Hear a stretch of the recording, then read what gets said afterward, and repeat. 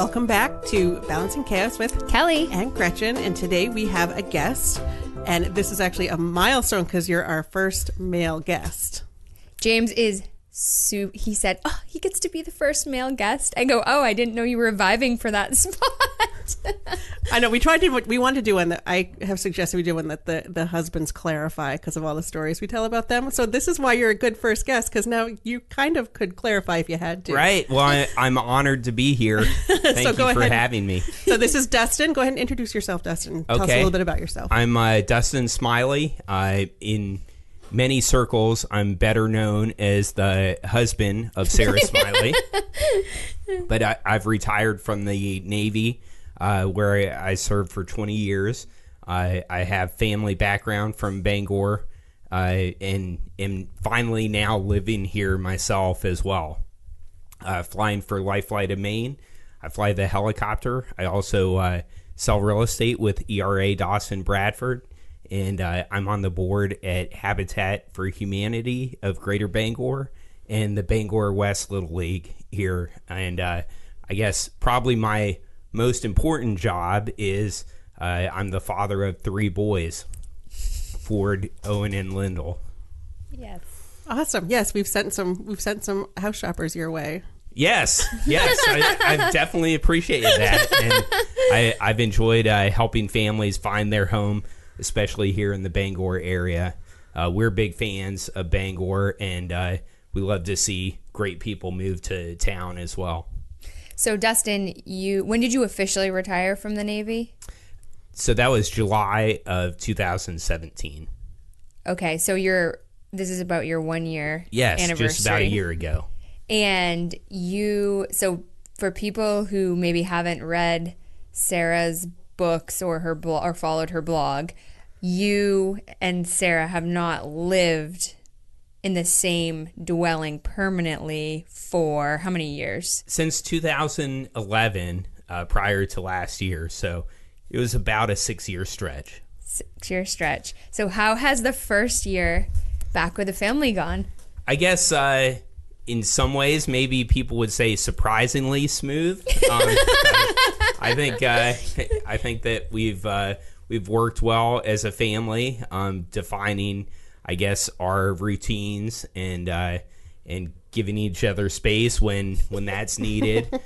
So I think it's gone really well. There's certainly some changes, when I had to figure out how to occupy weekends, either walking around DC, or I did a lot of driving from Rhode Island up to Maine when I was stationed down in Newport, Rhode Island. But I found a lot of ways to get involved in the community here, so I'm not just sitting around the house. Sarah doesn't have to deal with that too much. And it's been great to be home and get involved with the boys, playing sports, getting outside with them, seeing them on a daily basis instead of having to wait maybe a week or weeks or months at times to catch up on what's going on at home. And your last deployment was how many years ago? That was through 2012, so about 5 to 6 years ago. I remember when Sarah wrote about the snowblower, and she told the story of you announcing your deployment as being like, oh, I need to try to use the snowblower. So my question is, who snowblowed last winter? Well, so last winter we actually hired someone to plow the driveway. Did you already know the answer to that question? But our boys had become pretty good helpers too. So when maybe the plow truck has not come yet, and we need to get out there and shovel, the boys are usually really good. Especially our oldest son Ford. He's kind of the early riser of the family. Sometimes he'll just get out there and start himself, before anyone else has thought about it. So what was your greatest fear about entering retirement? I guess in some ways the unknown. Mm-hmm. It was exciting to think that I was going to have a lot of potential options of what I might do for a career change. But it was also, it's difficult too, knowing well, you can't necessarily guarantee that whatever you want to do is going to work out. For example, Lifeflight of Maine was a great opportunity for me right here in Bangor. And the timing worked out wonderfully, where they needed a pilot right when I was transitioning to the civilian world. So I think it worked out for everybody there.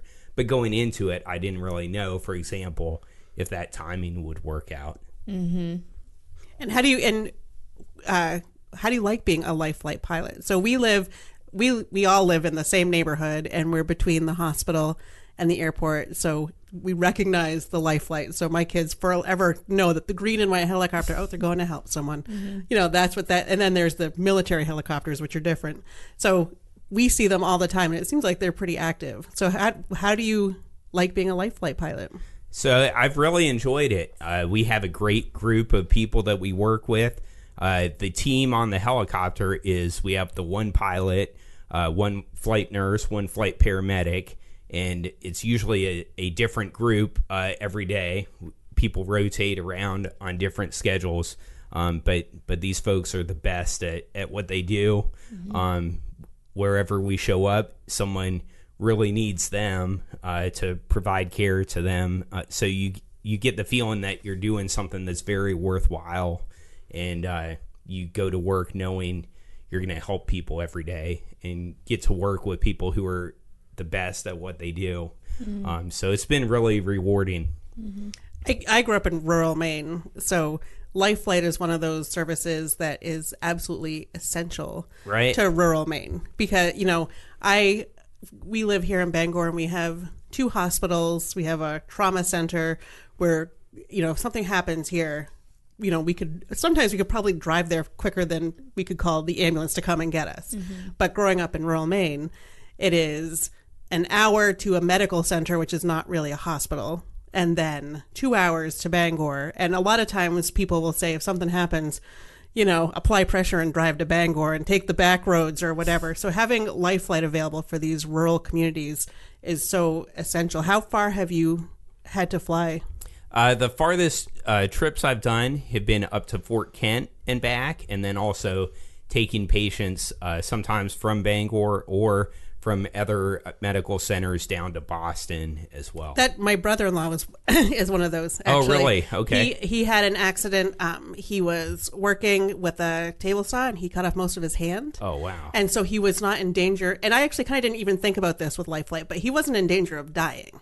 He was stable or whatever, but he had lost most of his hand. They found his fingers, but Lifelight took him and his fingers to Boston to see if they could do anything for reattachment. It ultimately didn't work, but I was like, I always kind of think of Lifelight as like a car crash or a heart attack on a remote island or something like that. But it was interesting to know that was how he got there so quickly to try to alleviate any damage. It's always something that's medically necessary, so that's determined by either an emergency medical dispatch person or a physician to make that call.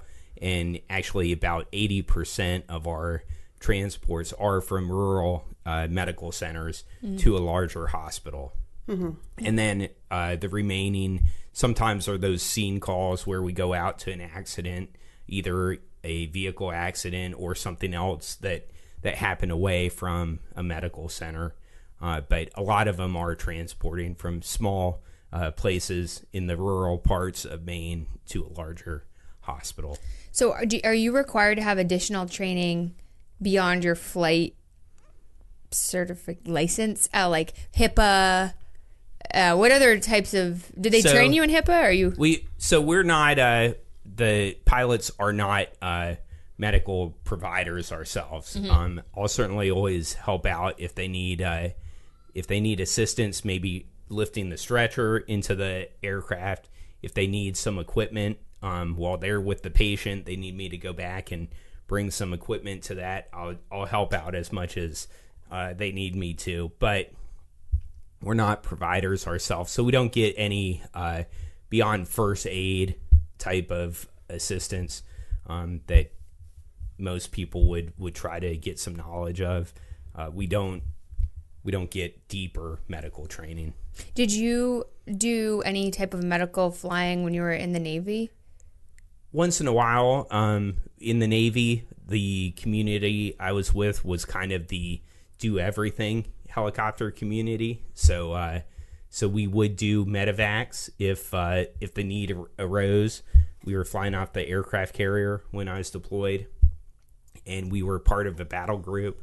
So a lot of times, someone on one of the smaller ships would need to get to the aircraft carrier where we had a larger medical department, more doctors available, or sometimes we would need to get somebody ashore for something that was more serious. So I did a few of those flights, but in those cases, the medical crew that flew with us was more just they were kind of passengers along with the patient. With Lifeflight, the medical crew flies with us every day, so they're really part of the crew. They're integral to the crew. They help us with our lookout for traffic. They know about what obstacles we need to be aware of, how we assess our landing zone. So they're kind of a hybrid between the medical crew that would fly with me as passengers and then the air crew that would fly with me on a daily basis in the helicopter. In the Navy, they have a lot of training and experience in both those realms. Mm-hmm. So people who may not know this, but Sarah is terrified of flying. She is. And her father was a pilot, right? That's right. Yes. And you are. And have the boys flown yet? Have you So, surrounded her with actually, pilots? Or? Ford's the only one that has flown, and he was able to do a life flight with me. Actually, it was not a medical transport. We just needed to move the helicopter from one location to another, but I was able to get permission for him to go along with me moving the helicopter that day. That was a really neat experience, and he's flown commercially as well. Owen and Lyndall have not actually flown, but I would say that Lyndall kind of shares some of his mother's anxiety over that, and then Owen, I think, is ready to do it. Just the time hasn't come up where he needed to yet. I have a theory that some of Sarah's fear of flying, which is well known, so I don't feel like we're gossiping about her. Right, she talks about this. Just to clarify. I'm pretty positive she's written about that. Oh, yeah. Oh, she has. But I feel like part of her fear of flying is that she has spent her whole life having sort of probably a low-level anxiety about all of her loved ones being in the air. So when she's in the air, then it puts it on her, and she thinks of all the loved ones that she has that she would worry about. So I think that probably, that's my armchair psychology diagnosis of Sarah's fear of flying. Okay. But we were trying to convince her to go, remember we talked at, we had a girls' night out type thing, and we were talking about trying to convince her to fly with us like New York City. To New York City, because the flights are so it's cheap. A quick flight. A direct flight from Bangor to New York City. They've been as low as $67.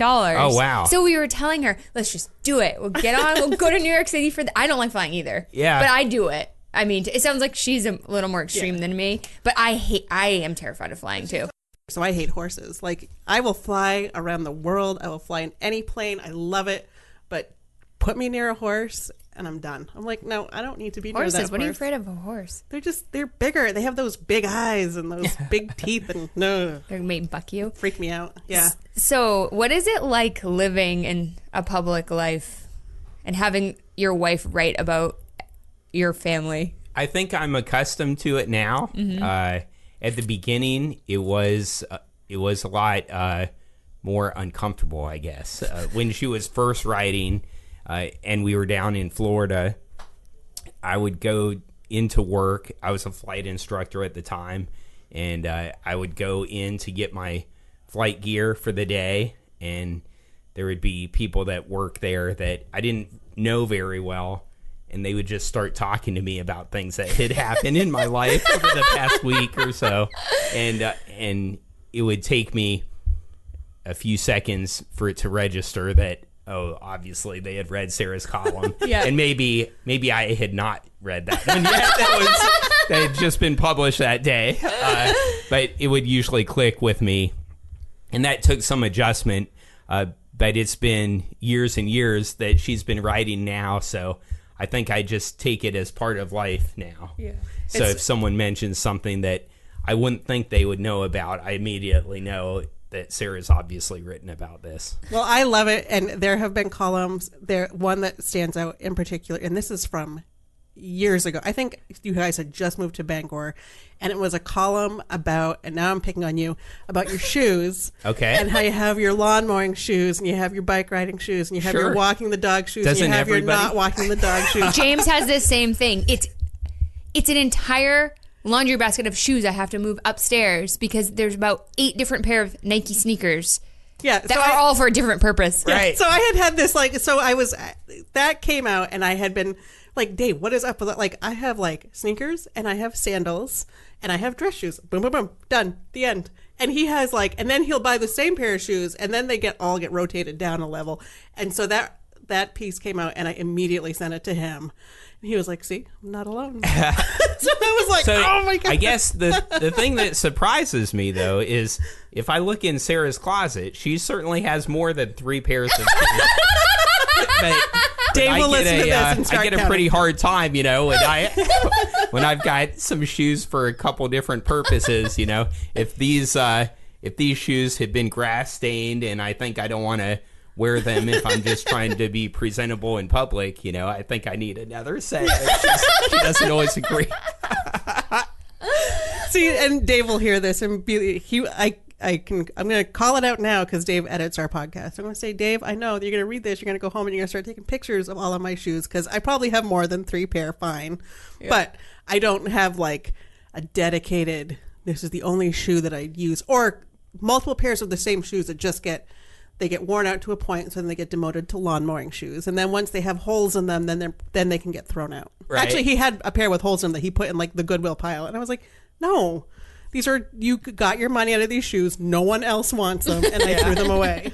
I guess this is just from my analysis. It seems to be that sometimes men have shoes that are associated with a purpose, and then the part that I have trouble understanding is sometimes Sarah will tell me she got a new outfit, so she needs a pair of shoes for this outfit. And I think, I guess I don't usually get a pair of shoes for one outfit. It's for a purpose. It's very practical. Truth comes out, yes, Sarah. Exactly. So does she ask you permission before because I know she's really careful with the boys, and I could understand that because, they're especially going through adolescence and kids their parents reading the columns and saying, asking them questions about it. It could be embarrassing. But does she ask you permission, or are you just like, whatever? Write about anything. Oh, for writing? Yeah. No. She certainly does not ask my permission.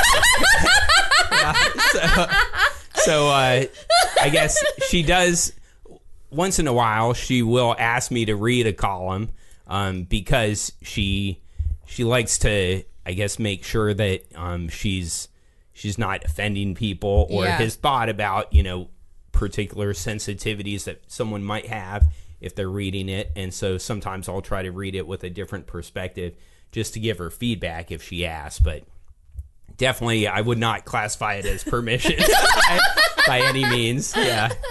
No, so you're fair game. Yes. Oh yeah. Yeah, I definitely am.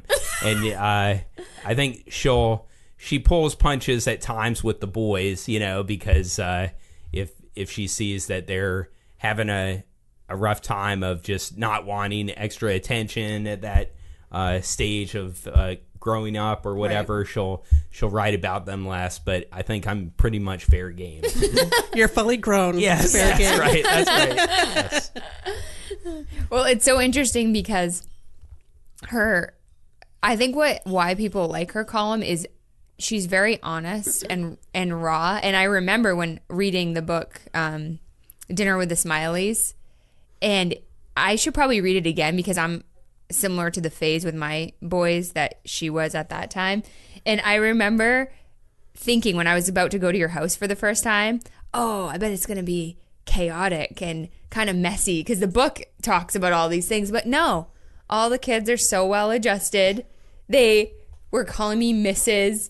The house is perfectly cleaned up. Everyone is so respectable. And so I just think that I really appreciate how honest she is about parenting and the struggles, because I think so many people, especially nowadays with social media, just try to paint a perfect picture of what it's like to raise kids. So when I started to run into a lot of challenges with parenting, I thought, gosh, why didn't anyone ever talk about how hard this is? I think she's one of the, first people that I had read, and this is before I even had my own kids, where she kind of, expressed some of the challenges of parenting. So I appreciate that about her. Definitely. And I think sometimes people give her a hard time. Like she got, I remember one, it was about the waffle. Right.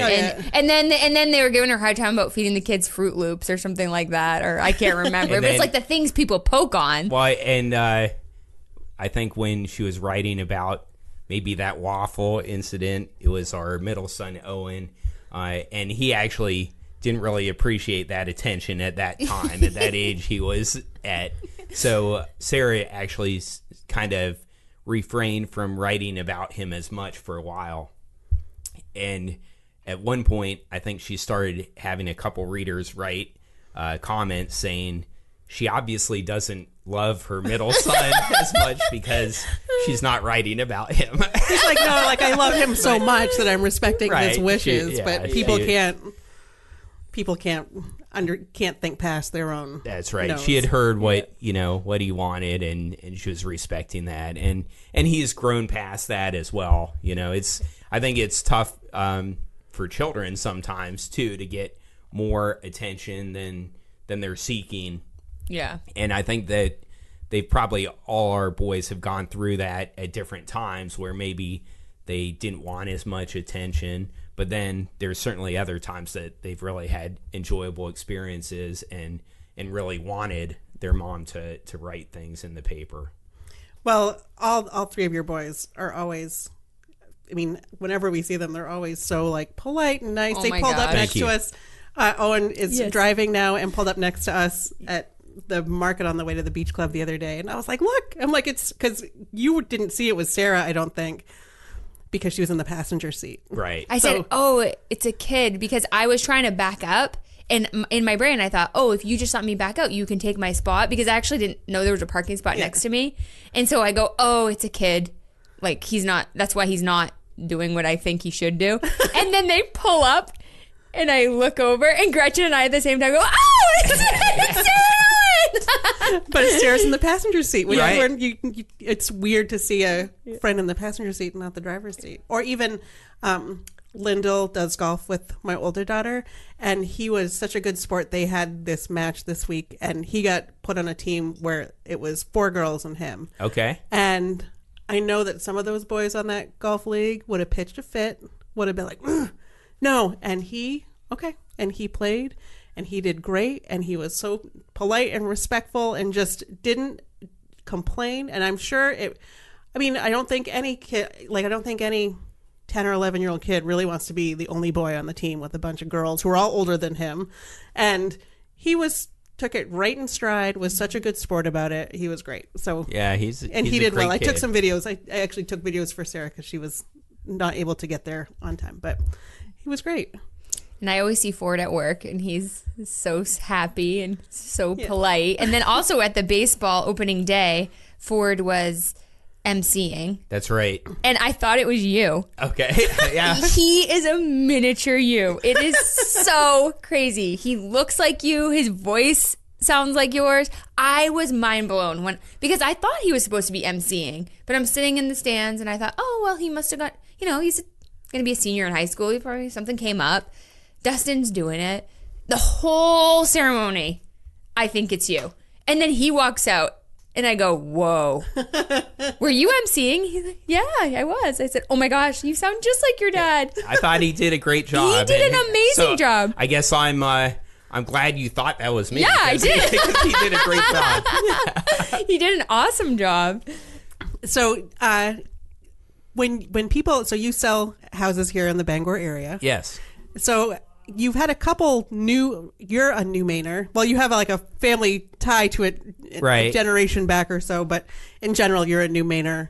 And one of the things that I think is important for Maine and Bangor is to be welcoming to new Mainers and to be welcoming to new people who are moving to town. And I really want Bangor to be a collection of welcoming neighborhoods, because I feel like when you're in a neighborhood where you feel welcome, you feel safe.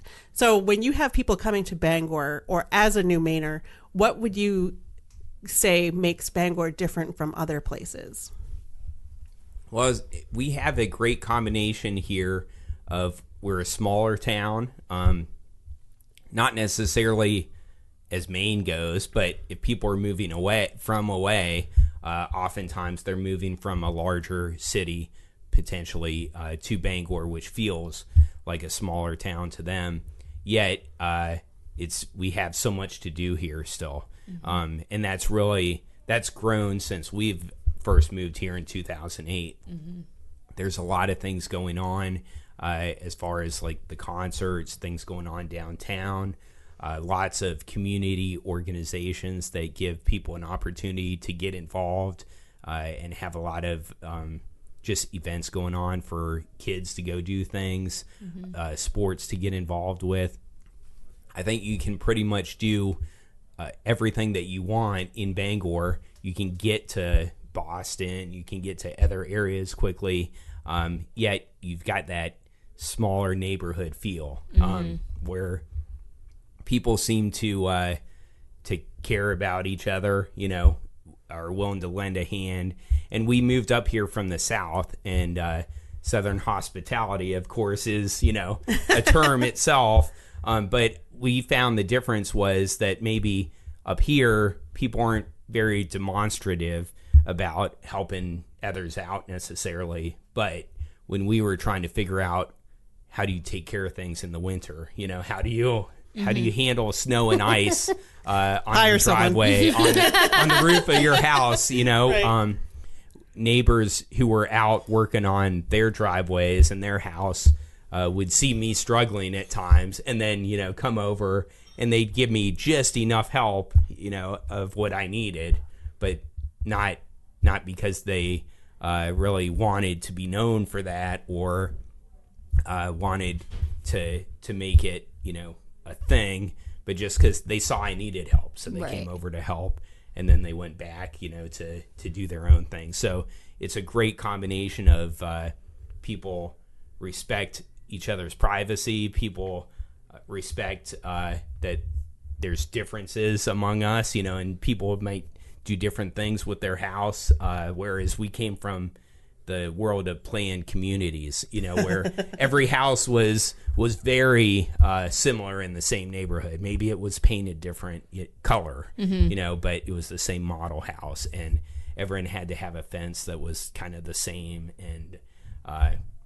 we really appreciate the diversity, and having people on our street of all ages that do all sorts of different vocations, and the interconnectedness of people too. We would meet somebody and realize they were family members of someone who worked at the school, or some other connection throughout the community. So I guess it was kind of the combination of many of those different things that really has made us love Bangor. Well, we actually were kind of talking about this morning on our walk. We were talking about how the neighborhood is the biggest asset you buy when you purchase over here, right? And how it doesn't have the HGTV, double vanity walk-in closet, bonus room over the garage and all that Attached stuff. garage. Attached garage, period. Garage, yeah. Yeah. Garage. But I would happily, I am happily in a house without any of those things to be in this neighborhood. And when you see these planned communities, and you see the gate or the entrance, the big brick entrance, and it will have a sign, home's still available starting in the 500s. And I see that and I think, so everyone in this neighborhood can afford a house in the 500s. Right. So you've automatically segregated yourself from huge pieces of the population. And in our neighborhood, we have houses from the 5 figures, 2 houses. I don't know if you have a $500,000 house in this, West Broadway. Those probably can go for 500. So we have this whole range, but all those kids generally go to the same school. You're hanging out. You're with all kinds of kids from different backgrounds and from different experiences, and I find that way more valuable than a walk-in closet and floor plan B. That's just registering too. I haven't thought of it in those terms, but a lot of times, in the parts of Florida that we have lived in, with those planned communities, they often are gated. So in some ways, it's kind of like you're not expected to go in that community unless you're invited in or live there yourself. Right. Whereas in Bangor, we're all connected. Yeah. You can walk throughout the entire city of Bangor and you're expected and welcome everywhere, so you're walking through. If you don't live in the nicest neighborhood, or the most expensive neighborhood, you can walk through it and enjoy it, regardless. So that's something that I know we've enjoyed, even though I didn't always specifically think of it that way. Yeah. I think my brother's girlfriend is in graduate school, and she had to do some kind of community analysis for her policy class. And she was telling me that for our neighborhood, the way it's broken up in the district, I think it goes a little wider than just the way the school is divided. I think it goes down to Vine. It covers Vine and 14th districts. Okay. She said that we represent the highest median income in the city and also the lowest. So the highest and the lowest live in the same neighborhood. And I know that other cities, big cities, are trying to address the idea of diverse socioeconomics living together. I know in New York, if they build a new high-end apartment rental, luxury housing, they have to have a certain percentage that are rent controlled or low income housing, however you're defining it. And there's a lottery, and it's just like, if you go back to, even if you think about this from a research perspective, if your population is heterogeneous and you have a standard, a normal curve of all types represented, it's a better sample. I think that's what makes our neighborhood so great. Right. Is I think we have just the perfect balance of every type of social class distribution. And if we could get the whole city like that, I think everyone would be happier. Because like you're saying, even the 500,000 plus neighborhoods are homogenous. And then of course, if we put all the low income housing in one section, I don't think that's healthy either. I don't think it's good for anything. Yeah. Schools. Well, and even then, the $500,000 houses and the helpfulness. There was a post on the neighborhood page from yesterday that storm kicked up, and there was a young family out for a walk, and a person in their house saw them and got in their car and drove down to the street. I saw that. And said, "Do you need a ride?" Like, it started to just downpour, and it turns out I think they were just walking to the next house over. That was Alex's friend, actually. Yeah. And so they were right there, but I think they were a little like, they posted like, "Thank you so much." Like, right. Like, you've never seen me. You don't know who I am, but I'm out with a 3-year-old and a 3-month-old. And someone immediately drove down to see, "Can I help you? Are you okay? Can I get, Yeah. And that's the kind of thing that just, I don't think it happens in a lot of places. And I think that what's so neat here is that's just the natural character, I think, of Bangor. I think sometimes people will try to regulate that and figure out, like, how do we create this, and it just exists here. And I guess we saw that. We just saw what Bangor is, and really decided, even though we came here thinking we'll live here a couple years, just do my 2-year Navy job and move. That was the plan back in 2008. We quickly decided, and Sarah was the driving factor in this, that we wanted to live here and make this home and have this be where the boys grew up and had their friends that they knew. And it's worked out, I'd say, even better than we imagined it might. So Lyndall was in kindergarten. So Lyndall's been in Bangor school since kindergarten. Yes, he's been in the school since kindergarten. Owen was in kindergarten. Owen was here. Oh, so, I guess I didn't realize that. That's how fast it goes, Kelley. Wow. Yeah, so Owen was in kindergarten. Ford was in 2nd grade, and Lyndall was a year old, I think. And but within the first couple weeks of school, it felt like everybody at 14th Street School knew all three boys, including Lyndall. Yeah. When it first snowed, the principal, who was Dick Fournier back there then at that time, he made an announcement to the school, who all ate lunch together, in the gym cafeteria at the same time. He made an announcement to all the students of, this is the first time the Smiley boys have seen snow, so make sure you guys help them out in how they need to get dressed when you go out for recess. That's and so everything. sweet. Yeah.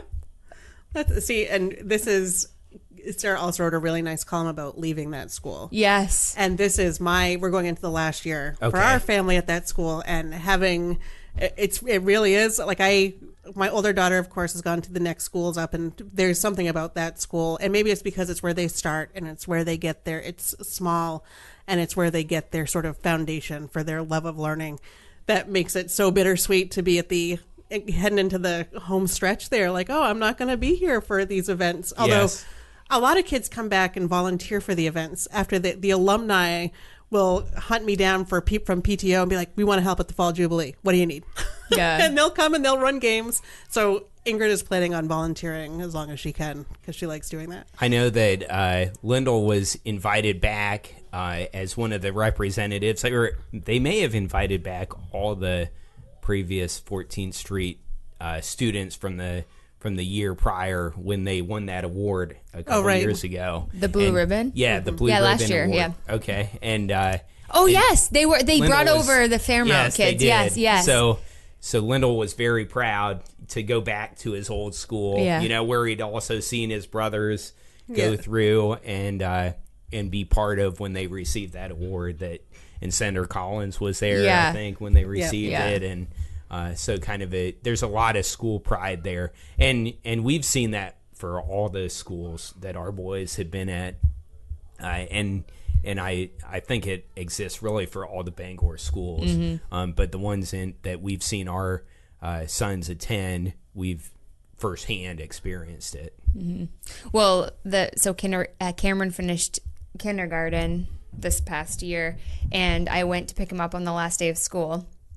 So I walked in, and we were all waiting. All the parents were waiting in the waiting area. I guess the kindergarten parents wait in that spot, and all the other parents are waiting in a different area. So anyways, it was just kindergarten parents, and the kindergarten teachers came out, and they had their kids, behind them. And there's only 2 kindergarten teachers there. Right. So the teacher walked out. One of the teachers walked out and said, "Okay, everybody, I have some sad kiddos today." And the kids started coming out, and almost the entire kindergarten between the 2 classes were crying. I know. So I was already a little emotional just because, for whatever reason, this kindergarten thing has really struck a chord with me. I hadn't been an emotional mother at each of the stages, just like, okay, this is what happens, the next stage happens, but kindergarten crushed me. So I start crying. I am bawling, and I am thinking, don't look at anybody. And so the principal, and the teachers were all around, and I put my sunglasses down. I got Cameron. I just walked outside. So then later, the principal came up to me, and he said, "How you doing?" I go, "Oh, that was really emotional." And he goes, "Yeah, I saw you." And he said, "Imagine when Maxwell finishes 3rd grade." I go, Right. I can't even imagine it. And he said it's so hard for families that have been part of the school for multiple years. But I think what's so special about it is it's very small. All the teachers know everybody. And like you said, they already know Maxwell, and he doesn't even go there. And they really want him to go there for pre-K. And I feel like they're all cheering for me, like, because I didn't get him in.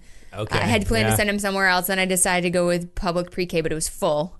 So they're all, is he in? Is there a spot yet? And so I think that's what makes it special, is it's small, really small. Yes. And it's our neighborhood. So it's just an extension of the community that exists in the neighborhood. I have a friend who teaches in Colorado where there are no laws for student-teacher ratios. A school is allowed to determine on their own what they think is appropriate. Okay. So, and you can imagine that a school is like, well, the more students we can get for the least amount of teachers is the better thing. So she teaches a 2nd grade classroom, mostly ESL, no aides, no paraeducators, 32 children. Wow. You know, and she was like, do you know what I could do if I had 15 kids? And we don't have a big ESL population in our school, and we have floating ed techs and stuff like that. So she was just amazed at what our school could offer. So we could take that for granted, I think, a lot. Yeah. Yeah, just the quality of teachers that we have here too, and their true dedication to really helping all their individual students, you know, in addition to the class as a whole, has really impressed us. I have not had a single negative interaction with any of the teachers or principals at any of the Bangor schools. It impresses me. In fact, it's not just it's not just a negative interaction. I'm typically I've had a lot of interactions, and I'm always very overwhelmingly impressed, I guess is the word. Right. It's impressive. So I think for a small community where people say, like, why are you going to move to Bangor? Why do you live in Bangor? They always ask why my neighbor lives in Bangor, because he literally could live anywhere. And it's like, why wouldn't you live in Bangor? It's great here. You know, we have, like you said, there's a lot to do. The schools are great. Neighborhoods are good. Do you ever get any from people when you're showing to people who are coming here from who are going to be New Mainers, not from away? It's a negative connotation. But when you're showing, do you ever get any interesting questions, or are they ever surprised by anything? I guess the houses here are older. Yes, so that can be surprising to people. Some basements can be surprising to people as well. One experience we had, though, and this was not showing houses, but we were doing a little family trip down in southern Maine one time, and we were actually going on that narrow gauge railway down there. Oh, yeah. And so we had taken the boys there. They were a little bit younger at the time, but we ran into a family we didn't know, but just, you know, saw them there with children of similar ages who were from Massachusetts. And we were talking to them a little bit. They asked us what we were up to. We said we were on, I think, spring break at the time, and just did a little day trip down there. And they looked at us and they said, and found out we were from Bangor, and asked, what do you do for schools up there? And I think a lot of times people are surprised to realize, you know, yeah, we're up the road a couple hours, you know, from the border of Maine to the rest of the continental U.S., but yeah, we're really civilized up here. Well, a lot of people got think a lot going on. A lot of people think Bangor is like northern Maine, which it is not. And you've flown to Fort Kent. Yes. So you've seen. Have you ever driven to Fort Kent? I have. Yeah. That is. I'm like, anyone who, have you ever driven to Fort Kent, Kelley? I don't think I've gone all the way to Fort Kent, but James's family is from Fort Fairfield. And so I've been up there several times, and it's super I feel like anyone funny. who lives in Maine needs to, we all drive through Kittery. Yeah. Sure. You know, once a year. Like, it's much more common to drive through Kittery. No one ever drives through Fort Kent. And I feel like you can't understand how big Maine is until you have driven to Fort Kent. All the way there, yes. All the way up. Well, all the way back. one of my close friends and college roommates is from Madawaska, and she said for high school prom, the entire town comes out and cheers them on. Oh, wow. To see They do that in Woodland too. Yeah, just to see what they're wearing. You know, Like, it's an event. It's something to do. So we talk about the civilized areas. yeah. Yes. That's so funny. What do you do for schools? Oh, well, we have to get the books shipped Right. in by pony. I wasn't sure. Dustin and I had been looking at some houses. I was tagging along. I'm not a real estate agent, but I wasn't sure how you were feeling about my commentary, because we were with people who were concerned about the basements. Right. I said, they all don't ever count on a dry basement, even if they say it's dry. We Yes. live in Maine. I mean, Usually there's some time of year, right, that you'll get something April. in a basement. Yeah. So whether it's because of the snow melt or a lot of rain, or, you know, right now as humid as it is with some condensation potentially from pipes and stuff. So there's, in the older houses, usually there's something that you're going to find that is is different than ideal. Yeah. But it's sometimes that's what you deal with an older home with a lot of charm to it, and I guess there are professionals that understand these things and can help people deal with them too. That's the other thing that's too the is thing to always remember. The other thing too is that I feel like my house is a 1954 house. Yours is probably similar. 1950, Yeah, because that whole neighborhood came up at about the same time. And I feel like my house is so much more well-constructed than some of my friends who have bought these new houses. When we looked, there was a builder, relatively infamous in the area, who was putting up a new set of houses in Brewer. And it was like 3-bedroom, 2-bath, 2-car garage. And I was like, and so I talked to our agent at the time, and I was like, well, what about this? And he was like, I'll sell you anything, but I wouldn't let that guy build me a doghouse. And I was like, all right, well, that's why we have you. Like, I trust that. And so we wiped it off the table. And at the same time, one of my colleagues was building a house with this guy. And so I would go to her house through the construction and be kind of like, oh man, that's where her second floor laundry is going to be, and all those HGTV things. Right. And we bought our house, which is not an HGTV house. And about a year I don't know after, the curb appeal though. The lime green door with the dark blue. Now. Yeah. And especially once I finished painting my steps. But then we went to, I went to a party at her house about a year after she moved in. And you leaned against the island and it slid. Oh, no. And you just looked around at just like the, oh no, decline. I don't want to accept her. It's my mother calling me.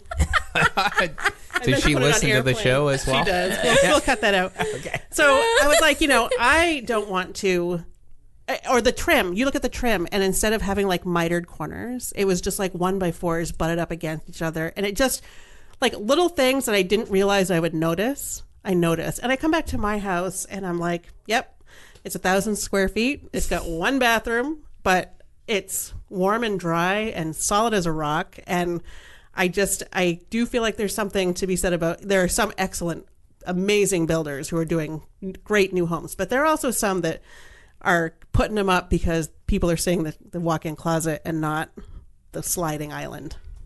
Yeah, and I think that we got up here and saw that people kind of make do with some inconveniences. Mm-hmm. Up here when you're dealing with the real winter like we get here, and some of the challenges that just living in this climate brings, and some of the economic factors of the area too.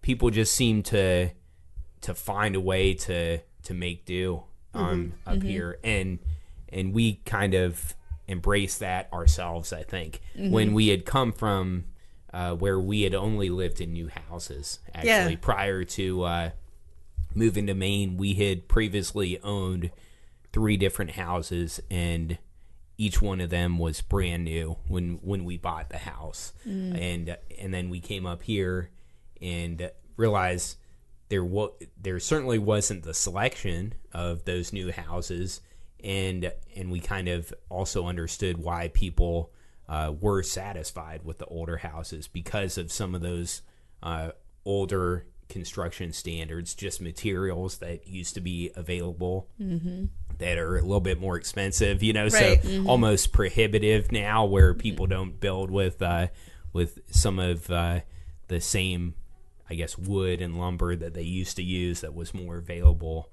back when many of these houses were built.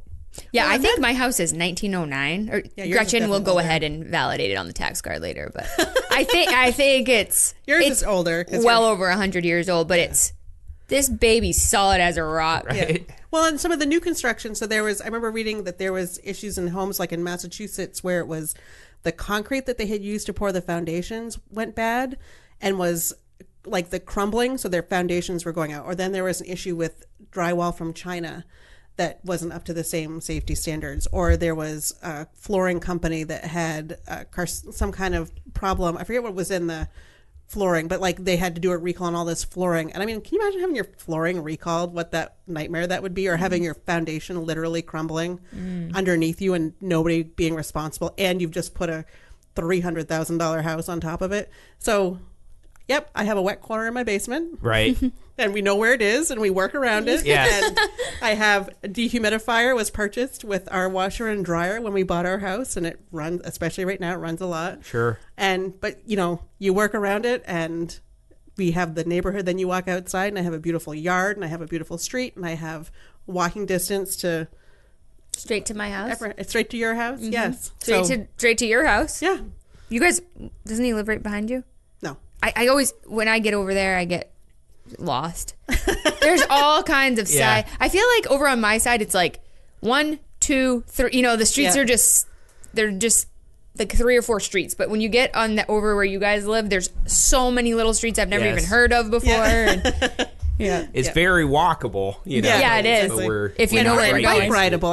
I wouldn't want to live out there. I tell my girls all the time, we could have a huge house if we didn't live in Bangor, but I want to live in a neighborhood, and they do too. They like being able to hop on their bike and ride around, visit friends, do whatever. So they're into it. They understand that position. So you must be pretty busy between balancing a full-time job. So you work full-time for Lifelight. Yes, I'm on the full-time schedule, and it's shift work for us. So we have our stretch of shifts and then get an equivalent number of days off before we start up again. But that's the full-time schedule. And then you do the real estate. Right? And then you are on a lot of boards. So do you A feel couple like of you're them. actually retired? I would say I'm not fully retired in the sense of not working anymore. That's for sure. Retired from the Navy, definitely, and I've voluntarily signed myself up for all these things.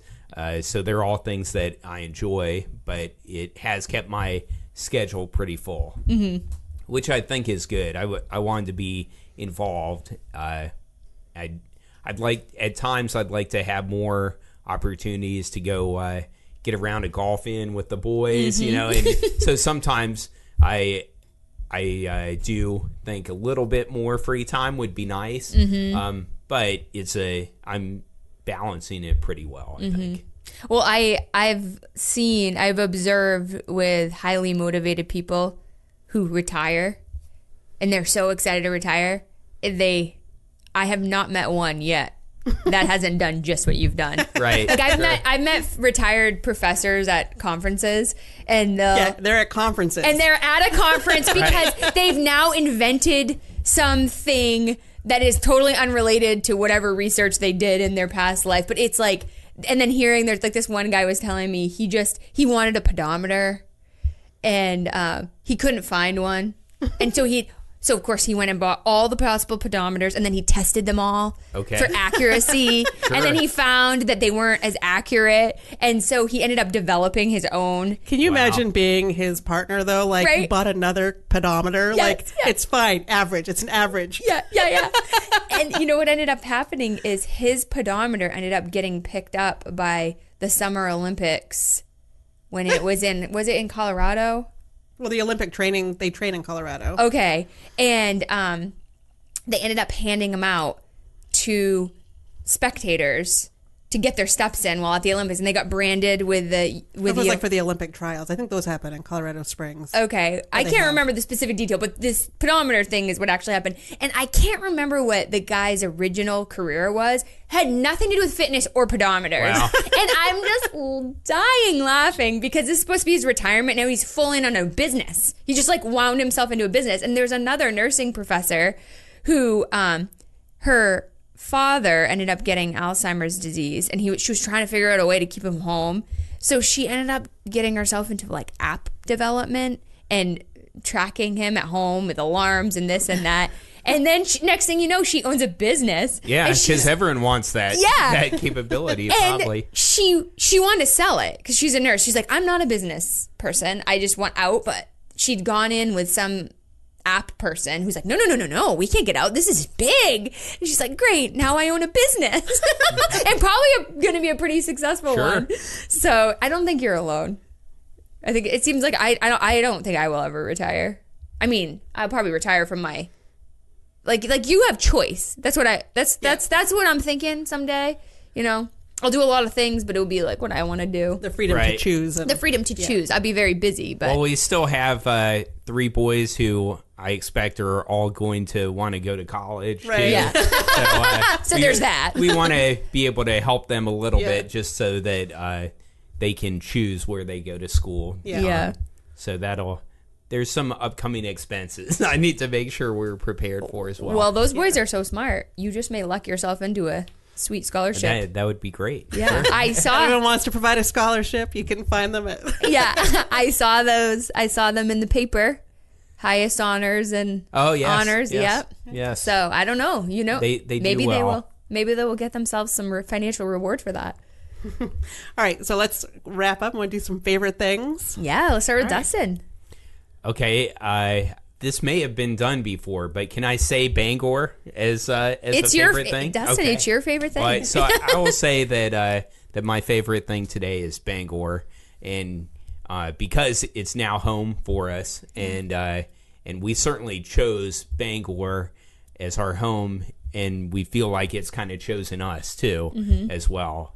So we really feel like we've become a part of the community, been welcomed here, have really limitless opportunities of ways that we could get involved in the community. And I would say that anyone who's already here or looking for a place where they could get involved and become part of the community, I think Bangor is a great place to do that.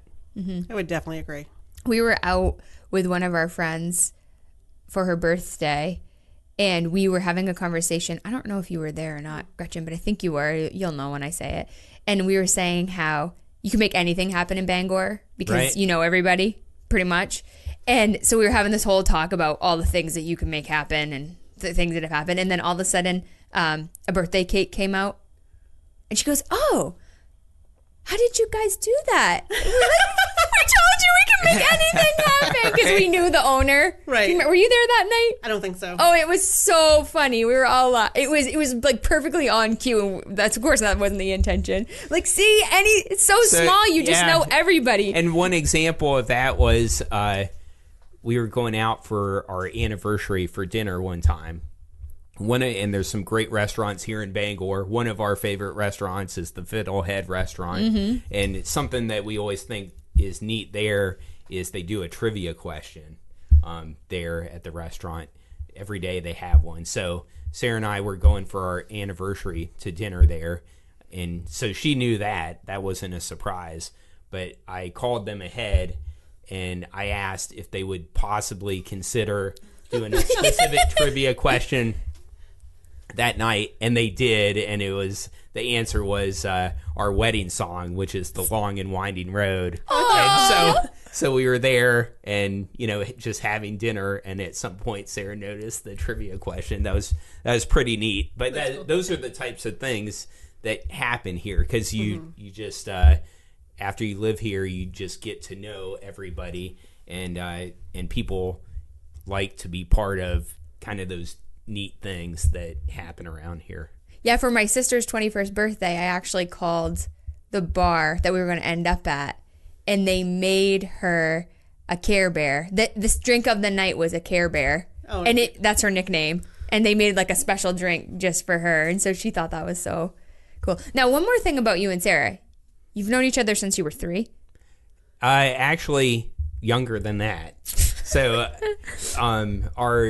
our fathers were both in the same squadron, Navy squadron, back in the mid-'70s. So they were on deployment on an aircraft carrier at sea when Sarah was born. And so our moms being in the same spouse club back then, they called it a wives club back in 1976 timeframe, I guess this would have been. And my mom took me with her to the hospital to see, her friend. Oh my gosh, I didn't realize that. Yeah, so we like to say that I met Sarah before her dad ever did.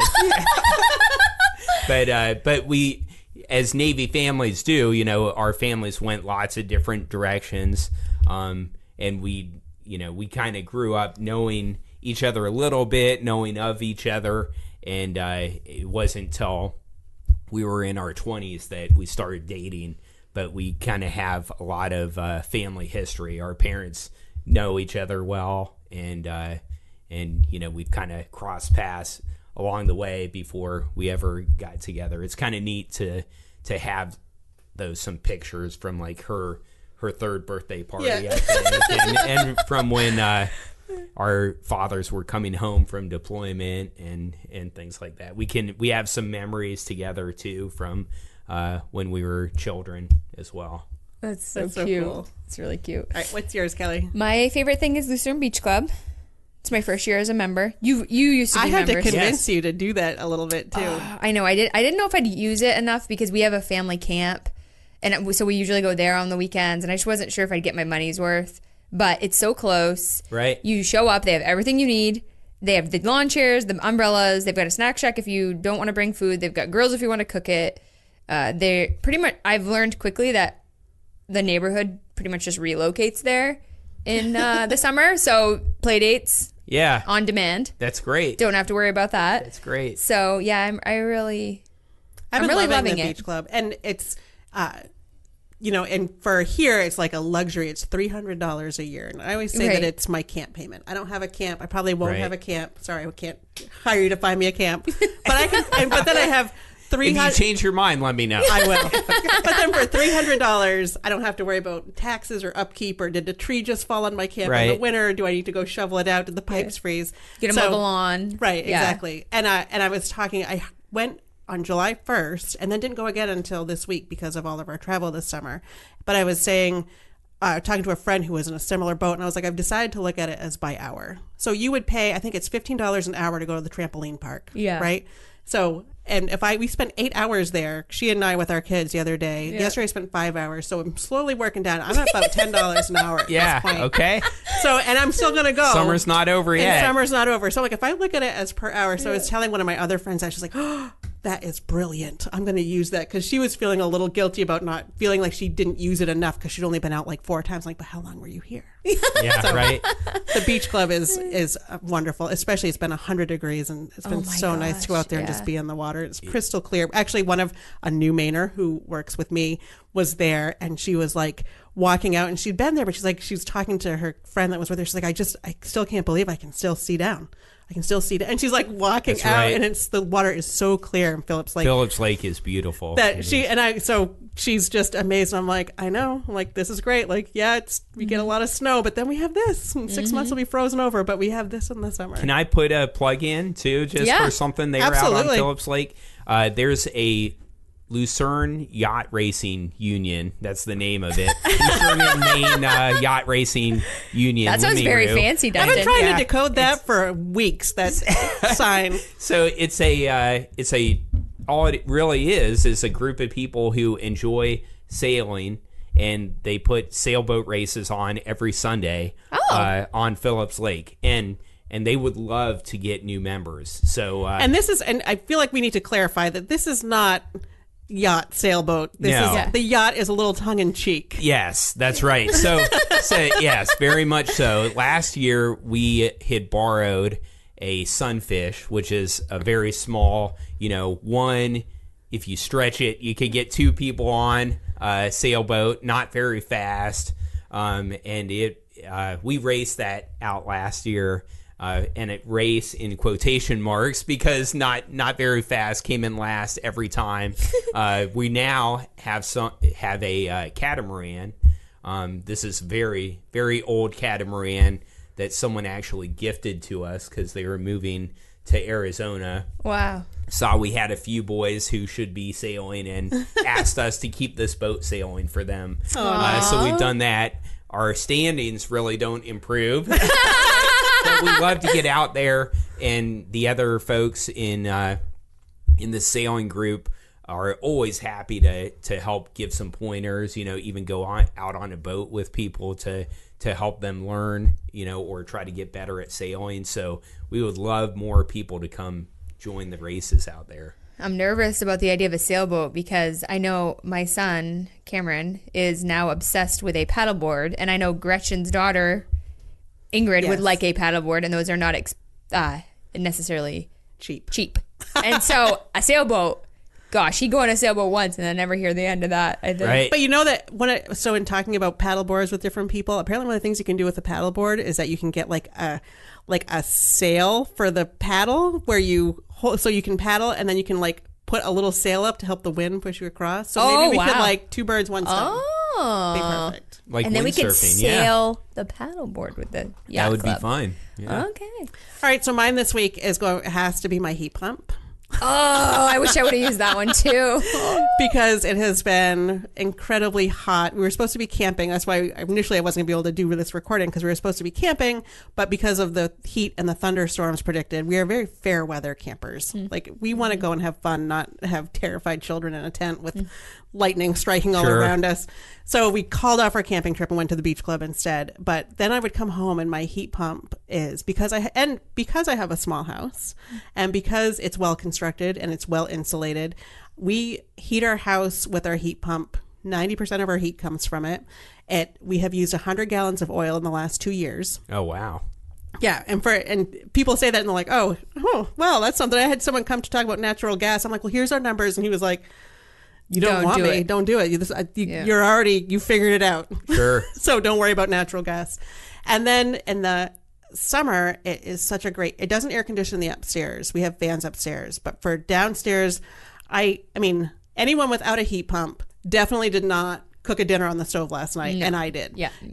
Just to be able to do that and just to walk in and have it be nice and cool. We actually had the girls sleep down there the last 2 nights because it was so hot in their rooms. We said, guess what? You get to have a sleepover on the couch. We have a ceiling fan, which I think is a little bit more better than the tower fans the girls have. But I love my heat pump. I tell everyone I know, just get one. It is the best thing. We put it in 5 years ago, and my husband said, we're never using the AC. He really hated air conditioning. He's like, well, we're not going to use the AC. We're just going to use the heat. We'll see how it works. And I was home. There was one day it was really hot, and I was home with a sick kid, and I had an eye appointment. And so I said, well, can you come home and watch her while I go off? Sure. So he came home from work. I went to my eye doctor appointment. I came back, and when I opened the door, it felt like I was walking into Hannaford. Like the cold air hit me. And I was like, you hit the button first. So that means I can hit it whenever I want now. And he was like, well, it actually worked pretty well. But what we actually found out, because I am a nerd and have spreadsheets, we spent less the year that we started using our heat pump for air conditioning than we had in the years before using fans all over the house. Oh, wow. The fans used more energy than just running the air conditioner. And once I could put that data out, I'm like... Really, we're saving money when we hit this button. Then it worked out very well. So did Sarah ask you to say that for your favorite thing? You don't have a heat pump? We don't, and you need one. She's advocating. I 100%. And I will tell you, Maine Alternative Comfort is who I have used. My parents just put some in this year at their house, and he is great. He is, when I talk to people, I'm like, he's a efficiency physics instructor. He's very into the math. He's not like a salesman. So he doesn't do the hard sell. He just gets excited about the idea of energy efficiency and all the things it can do. And so Maine Alternative Comfort, MAC heat pumps, is who I have used and have recommended to anyone I've recommended them to and they've gotten them.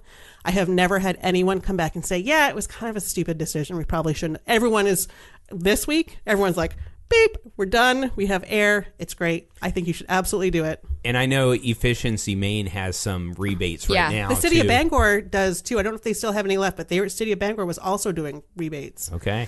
So I need to look into that one as well then. Yeah. Yeah, we got a heat pump 2 years ago for the downstairs living room because it's an addition and it just doesn't heat that well and I'm always cold, and so James bought me one for my birthday.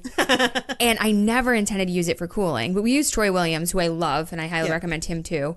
And so we put it in for heating, and then the next year, it was last summer, there was like 1 or 2 hot days, and we turned it on and it's in 5 minutes. It does our entire downstairs. Your setup at your house is ideal. Oh, yeah. Okay. You could heat and cool with it. Your layout is... Wow. Open layouts do the best with the heat pumps. And ours isn't even super open, but it's a circular floor plan. Yeah. And our stairs act as like a chimney, so the heat convects up. The warmest spot in our house is like the bedroom at the top of the stairs because the heat convects up there. And the only time we have to run our furnace is usually because it's a really cold snap and we have our kitchen pipes are across a sill in the coldest spot in our basement. And so we will turn on the furnace to warm up that spot, which always feels so stupid, but That's what we have to do to make it work. But then we have a thermometer down there to keep track of it. So when it gets down to like 35 at where that pipe is, then we'll turn on the furnace and warm it up for a couple hours, and then we're good for. And if you're only doing 50 gallons, a year, that's not much. Yeah, exactly. So we love our heat pump. So we can't really heat fully with ours. Yeah. We've got a bunch of zones, and a heat pump kind of messes with our zones. But the cooling feature, right? In fact, I bought it for heat, but I love it most for cooling. It's amazing. Well, did you feel how cool it was when you walked in? Yeah, it was very comfortable. It's like having central AC. Yeah. For a next to nothing price. Right. It's great. See, she's the salesman. Yes. All right. Well, thank you so much for joining us thanks today. for having me. This has been fun. Yes, and you can always find us on Facebook by looking at Balancing Chaos, and you can you can leave us a review on iTunes and Stitcher. Send us an email if you have anything you want to discuss, and we'll talk to you next week. Bye. Bye.